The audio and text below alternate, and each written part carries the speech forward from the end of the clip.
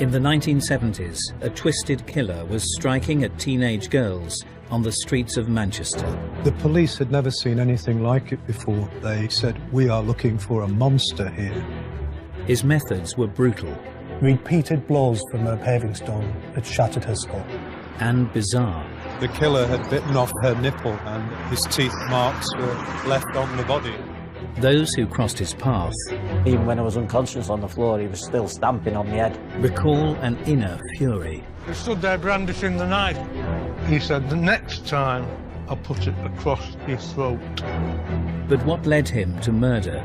Individuals like him enjoy being violent. It's gratifying for them. It's who they are. And was he born to kill? Hello and welcome to Crime Time UK. Today we're going to discuss the case of a British serial killer with the name of Trevor Hardy.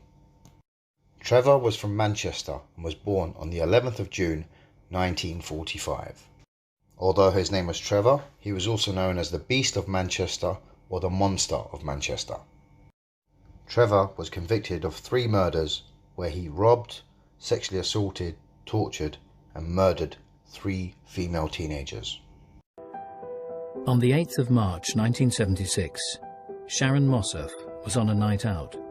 It was a rare opportunity for the 17-year-old, who was the eldest of 5 sisters, had spent much of her teenage years helping out at home.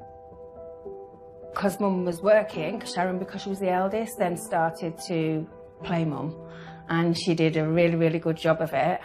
She was really, really so much fun. She was a really great big sister, you know. She definitely took that role seriously and she took care of us because she had a very nurturing nature. We completely respected her because she was just like the whole shebang, you know. Despite attracting attention from the local boys, the aspiring hairdresser had recently become engaged. She was a real firecracker, you know, and she was very good looking. But, you know, she picked her horse, you know. She was quite young, but she was very mature for her age, so it was a natural progression. On the night in question, Sharon had been to a works night out in Bolton before returning to Manchester.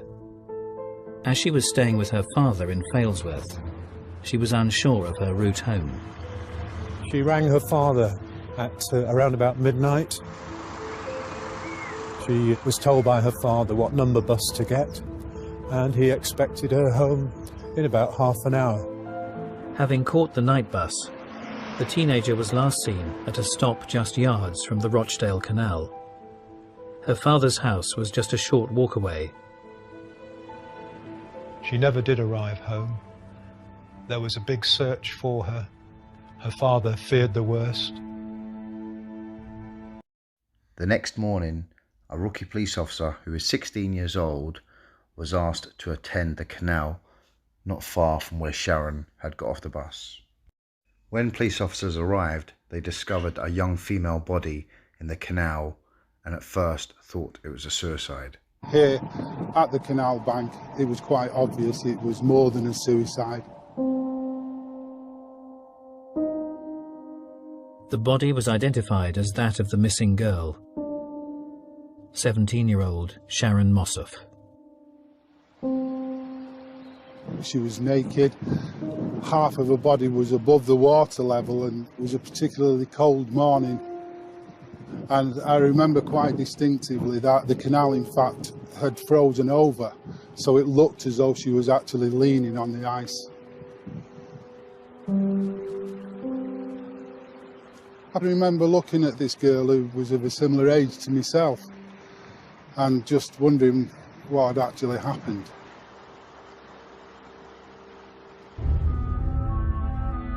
As investigators and press arrived on the scene, the cause of death became apparent.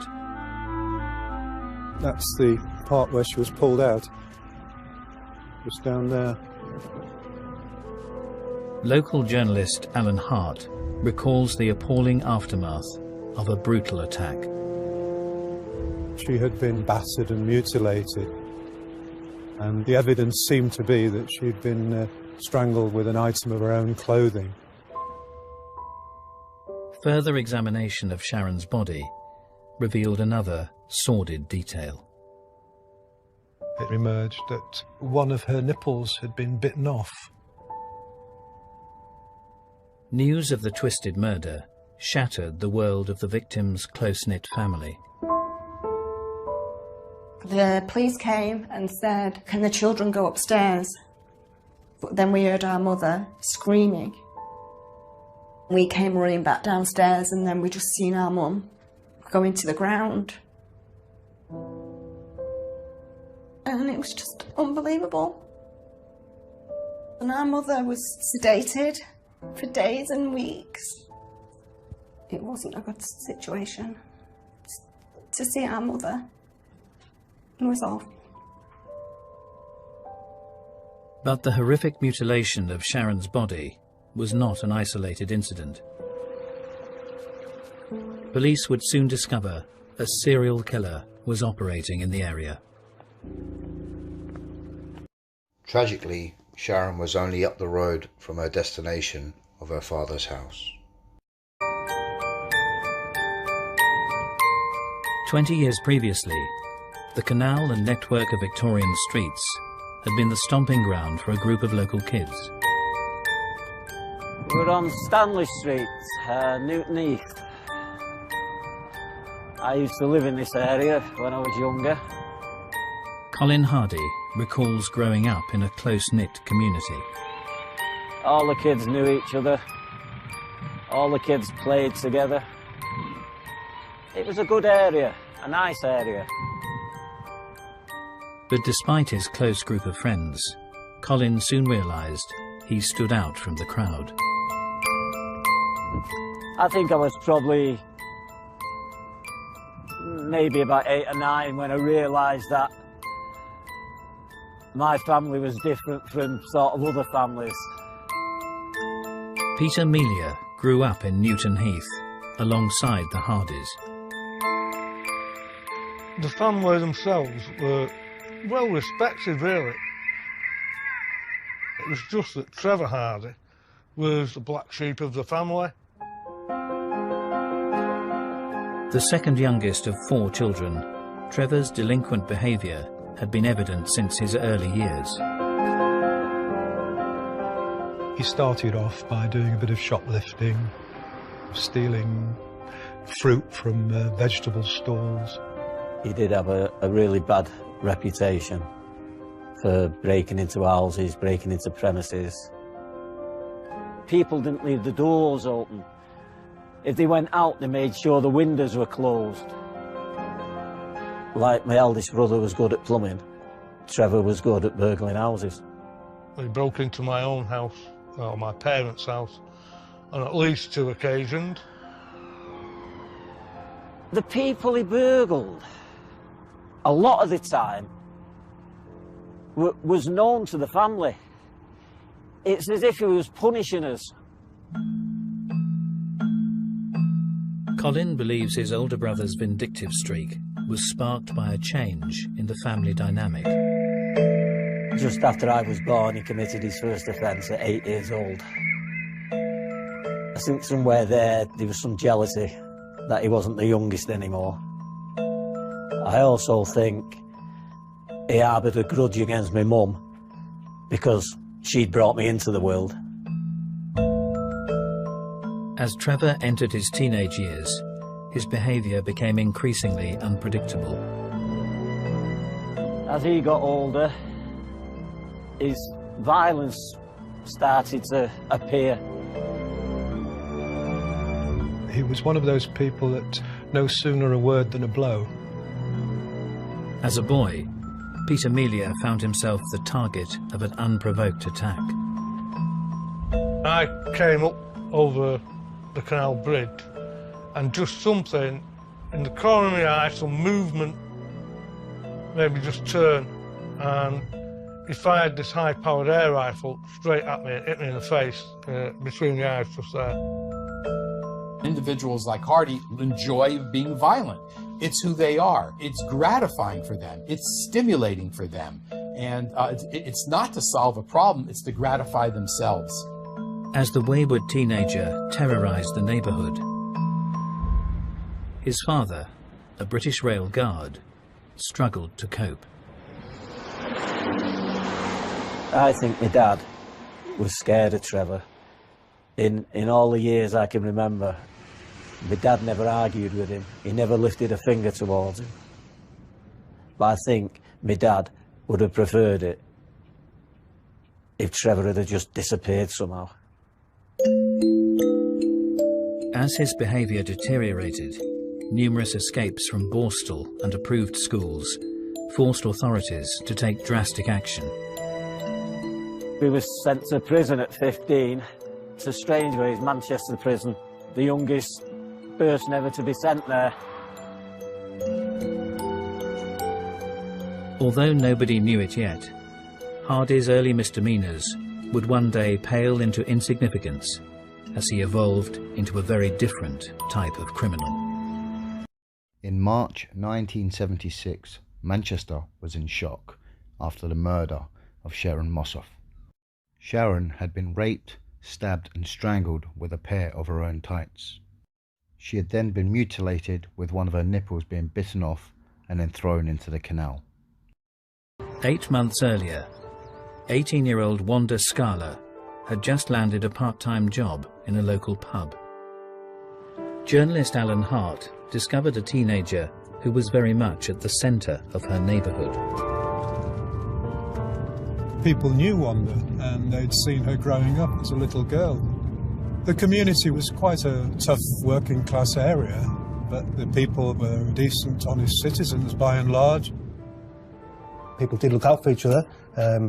Poverty often leads to that kind of commitment and close-knit attitude.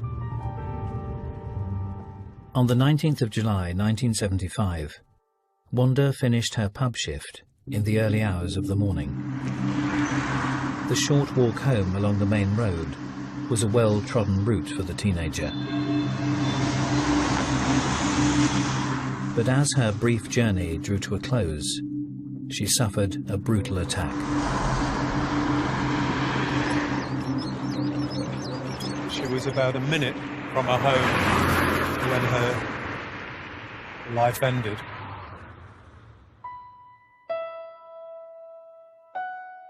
The local girl's body was discovered by a passer-by the following morning.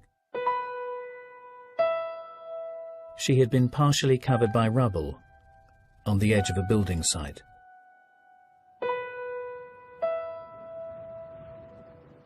The police had never seen anything like it before. A post-mortem revealed that Wanda had been strangled with her own clothes. Her death had also been caused by a series of horrific head injuries. Repeated blows from a paving stone had shattered her skull.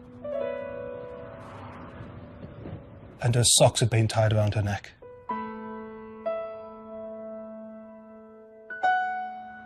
But investigators were also shocked to find an even more disturbing aspect to the barbaric act. At some stage during this violent attack, the killer had bitten off her nipple, and his teeth marks were left on the body. Biting off women's nipples is the clearest example of ritualistic behavior. His aggressive instinct and his sexual instinct become fused so that the aggressive act is stimulating. Nothing could be more dangerous than an individual with that type of dynamic. Senior officers who thought they had seen it all were absolutely stunned. They'd never seen anything so brutal. I do recall they said, "We are looking for a monster here." In them days, murders was something you read about in London, Birmingham. I think it caused a certain amount of fear, because, you know, whichever way you look at it, there was a killer on the loose. Police told women to go out in pairs with boyfriends, brothers, dads. A lot of people were scared. This, after all, wasn't just an ordinary killing. This was the brutal, sadistic murder of a very young woman. Hardy was a violent man and was feared amongst the communities that he traumatised. Peter Melia grew up in the same neighbourhood as Trevor Hardy. Having had several altercations as a child, he would experience Hardy's violence firsthand on the streets of Newton Heath. I remember walking along this way, coming from a youth club. Peter was nearly home when he spotted a suspect character crouched in an adjacent alleyway. There was a light in the yard behind him. He stood up in the light and I could then see that it was Trevor Hardy. He started to jog down here, so I walked on. Fearful of Hardy's reputation, Peter headed for the safety of home, but only made it to the front door of a neighbouring pub. As he approached me, he got about 8 feet away and literally launched himself through the air. He headbutted me in the face and I just felt a really sharp pain in my side. As I got to the corner there was blood in a puddle on the floor near my foot, and I realised at that point that he'd stabbed me. He stood there brandishing the knife, and he said, "The next time I'll put it across his throat." What drives you to stab somebody? There's got to be something very seriously wrong somewhere. You know, Hardy doesn't think anything's wrong with him. He sees the world in such a distorted way that he thinks something's wrong with everybody else. Peter Melia was not the only one to bear the scars of Hardy's fury. As his violence intensified, pub brawls would become the norm. He would be imprisoned following a vicious attack in 1972. When Trevor was released 3 years later, he got in contact with his younger brother Colin to meet him and his new girlfriend, Sheila Farrow. Well, we haven't seen each other for months. Well, probably longer than that. A bit apprehensive. I just didn't want to be with him. Colin had distanced himself from his increasingly unpredictable sibling. Trevor had recently been released from prison when he turned up with his new partner, Sheila. I think it was probably around about the second pint. It had been idle chit-chat. And just right out of the blue just said to me, "Have you been questioned about the Wanda Scarla murder?" So I said, "Well, why should I be questioned about it?" And just as I'm stood here now, he just sat there with no expression on his face and said, "I did it."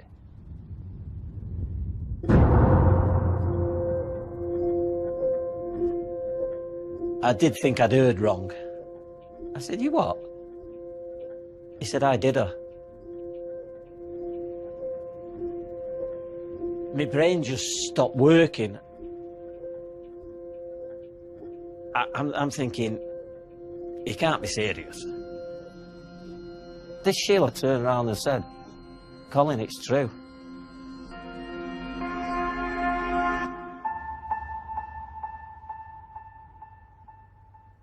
There's not a flicker of emotion in his face. Not a smile, not a frown. My mind just went into overdrive then. If I was scared before, I was petrified now. I wanted to be 1,000 miles away from that room. I wanted to be 1,000 miles away from him. And I just didn't know how to do it. And people might think, well, why didn't you just stand up and shout, "Somebody get the police"? You go into it's like a meltdown. Struggling to comprehend his brother's extraordinary revelation, a confused Colin eventually allowed Trevor and his girlfriend to accompany him to his flat. I thought, well, once I get home, you know, everybody thinks you're safe in your own house. But I knew as soon as I walked through the door, I'd made a mistake taking him home. Colin was about to feel the full wrath of his brother, Trevor Hardy. In July 1975, the mutilated body of teenager Wanda Scala was discovered on a building site in Moston, Manchester. As police searched for the twisted killer, local career criminal Trevor Hardy had just confessed to the brutal killing to his younger brother Colin. Traumatized by the news, he had allowed Trevor and his girlfriend to accompany him home. By the time the brothers got to Colin's flat, Hardy, by now sobering up, began to regret his decision to tell Colin what had happened. It wasn't even 10 minutes since we went through the door. And I think I said something like, well, look, Trevor, you're going to miss the last bus. And that was it then. He went absolutely berserk. Well, I thought I could handle myself, but I don't even remember the first punch. Colin's girlfriend could only look on at the sustained and brutal attack that followed. Even when I was unconscious on the floor, he was still stamping on my head. My partner, she was absolutely petrified. I'm on the floor bleeding, unconscious. And he turns round to her and says, I'm feeling a bit hungry, make me beans on toast. And she was that scared, she went in the kitchen, stepped over me and made him beans on toast. And this woman who he was with, this Sheila, she just sat there and never said a word. Battered and bruised, Colin regained consciousness later that night. The following day, he reported his brother's confession to the murder of teenager Wanda Scala. Hardy was arrested and police demanded an imprint of his teeth so that they could compare it to the bite marks on Wanda's breast. But officers were unaware that Hardy had gone to extreme measures to cover his tracks. He arranged for somebody to smuggle a nail file to him while he was in custody. He'd filed his teeth so that the bite marks on the body of Wanda Scala would not be matched to him. To file one's teeth down, which is very, very painful, that's quite unusual. This individual really had an awareness of forensic evidence. So he was intelligent. Unfortunately, he used his intelligence in a very, very deviant way. When Trevor was brought in for questioning for the murder, they checked his teeth forensically and they didn't match the bite marks, and he also had a false alibi from his new girlfriend Sheila. It was also said that Sheila, his new girlfriend, had sent in the file to file down Trevor's teeth. After Trevor was questioned by the police, there was no evidence to hold him, so he was released. This infuriated his younger brother Colin, who was now fearful for his life and turned his home into a fortress, and in the end he got in trouble with the police himself and was jailed. Trevor Hardy continued to roam the streets of northeast Manchester throughout the early months of 1976. His younger brother Colin was still behind bars when he received some shocking news. One day, I'd been in the workshops and we'd come back for dinner, and I used to have a paper and right on the front of the Daily Mirror, another girl had been killed, and I knew it was him. The brutal canal-side murder of 17-year-old Sharon Mossoff bore all the hallmarks of the frenzied attack on Wanda Scala in the nearby district of Moston. Both Sharon and Wanda had had items of the clothing tied around their necks. They'd both been ferociously beaten, and both had had their nipples bitten off. There was very little doubt that the person who'd killed Wanda Scala had also killed Sharon Mossoff.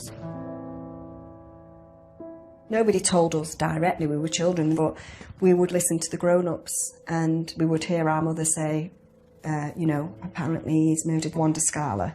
It began to feel very strange to think that this same guy took my sister. So finding that out was really quite strange for me. As detectives focused their search for a single perpetrator, Colin Hardy could only look on from his cell. Having already failed to bring his brother to justice, Colin felt the latest violent attack was too much to bear. I've lived with that, and I'll live with it for the rest of my life. Always asking, could I have done more?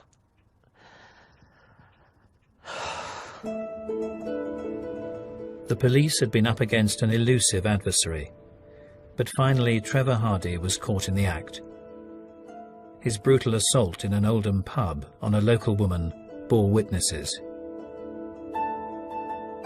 There had been some kind of a dispute between them in the pub, and he'd dragged her into the ladies' toilets, and he'd grabbed her so hard by the throat that she'd bitten her own tongue, and he'd run away when they'd been interrupted. Hardy evaded capture for a further 2 months, but his final downfall would come at the hand of his now ex-partner, Sheila. They went to question Sheila at her new flat in Stockport, where she admitted that she'd given a false alibi to the Wanda murder.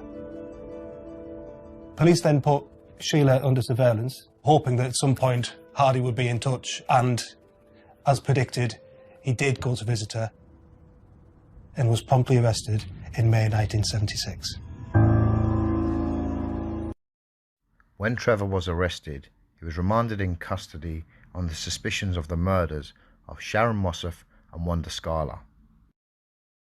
3 months after Hardy's arrest, he admitted a bombshell that he had murdered a 15-year-old called Janet Stewart. 15-year-old Leslie Stewart had been reported missing in the Manchester suburb of Newton Heath 7 months before the murder of Wanda Scala. In those days, a 15-year-old girl wouldn't necessarily be treated as anything other than a missing person. More likely a runaway, and certainly nothing as sinister as a murder case. She'd just joined a long list of sad cases of missing teenagers. Her disappearance on New Year's Eve 1974 had not been linked to the brutal teenage murders that had later plagued the area. On the night in question, Leslie had been dropped off in Newton Heath and was last seen heading to meet her boyfriend at a party. That's the last time she was seen alive. Unbeknownst to the 15-year-old, Trevor Hardy had been lurking in the shadows. Leslie Stewart was in the wrong place at the wrong time. Another young girl, alone at night, just like the other two. As Trevor Hardy's confession unravelled, he insisted that he had mistaken Leslie for former teenage acquaintance Beverly. He claimed that on that night he had been hell-bent on revenge after the young girl had severed ties with him during his recent spell in prison. As Leslie got out of the car that was dropping her off, the driver said, "Good night, Leslie." But tragically for her, Trevor Hardy thought he heard the word Beverly. So he shouted, "Hey, Beverly."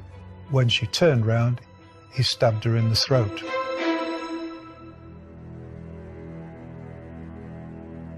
After watching Leslie bleed to death, Hardy dragged her to a secluded spot where he dug a shallow grave, then walked to his parents' house where he watched a Hogmanay TV show with his mother.